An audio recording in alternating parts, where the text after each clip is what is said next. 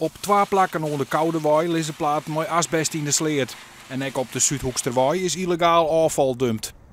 De gemeente begrijpt het net, want asbest kun je gewoon vergees inleveren bij de milieustritten. Dit is buiten alle proporties, vind ik. En zeker, ik dacht op 3 plakken en ja, überhaupt dat men dat op deze manier doet. Want het kan heel los. En dat kost de mensen verder niks. En een beetje moeite misschien om het te melden, maar verder heeft zij daar net meer werk van. Of... Nee, dit is onbegrijpelijk. Dus je kan ik net zeggen waarom mensen dat was? Nee, ik kan daar geen reden van vinden. Er wie geen gevaar van de omjouwing.